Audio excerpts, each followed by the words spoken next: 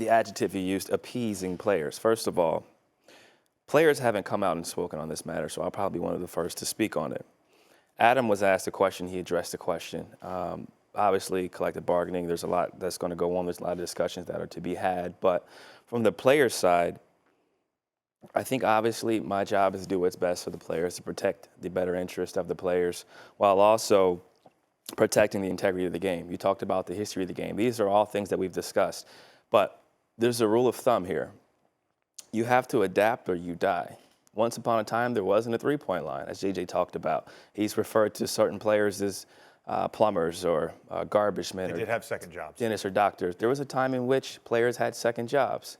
I actually have a second job now with ESPN, but I'm fortunate to be in a different position, and I'm thankful for that. But the game has evolved. The way the game is played has evolved. The TV licensing deals have evolved. We're sitting here talking about sports right now. There's millions of people watching, and there will be millions of people watching Game 3 in Boston for a reason. Players deserve 7 figures, 8 figures, 9. Some deserve 10. LeBron's a billionaire for a reason. I think the issue here and what we have to address and figure out is what's best for the game. Obviously, there's financial implications. There's a revenue situation that we have to figure out. What's best for the governors, what's best for the players, and what's the happy medium. But to say that this rule is appeasing players is blasphemy, because there's a lot of players that just want to play 82 games. They want to protect the identity of the league, the history of the league, and we have to figure out collectively as a whole what's best for us. But all these things are just being discussed right now. There's no definitive plan of action. I know you guys have discussed 58 games. I'm sure there's a happy medium. Me as a player personally, I want to do what's best to protect the interests of us, whatever that looks like,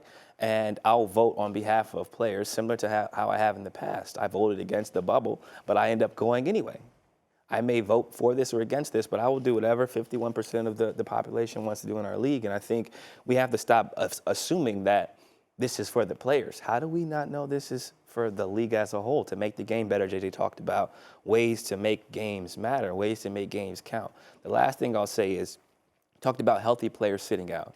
There's this misconception, if you will, that players just choose to sit out games. JJ played in the league a long time. How often did your staff tell you, JJ, this is a designated rest day? I'd fight him on it. He would fight him on it. There's a lot of guys that do fight the teams on it. Full disclosure here, I played in Portland for a long time with Damian Lillard. Everybody knows that. There was times where we'd go through the calendar and we would be supposed to pick rest days. And Dame and I would look at each other and we would go through designated rest days, right? Back to back, 4 and 5, 5 and 7, whatever the case may be. We would agree to sit games. The game would come up on the schedule. I would look at Dame, he would look at me. I would say, I'm playing tonight. You playing tonight? He'd be like, yeah. We would laugh about it because in reality, we sit those games and people think we're sitting healthy. When in reality, the team's job is to protect that 8-figure, 9-figure endorsement. And the way to protect that is to shield us from games where it's considered high risk of injury. Running hot. That's what this is. All right, hold on. Stephen A., before you jump in really quick, let me just say this. We have 90 seconds, and they are all back tomorrow, and we're definitely going to revisit this because this is extremely interesting. You've got 90 seconds to talk. We are damn sure revisiting this because, first of all, let me say for the record, there's not a single thing that I said that is blasphemy, CJ, with all due respect. Not a single thing. That's number one. Number two, I have repeatedly stated, JJ Redick, you participate on this show, you've watched the show. I've brought up on numerous occasions how it's not always the player.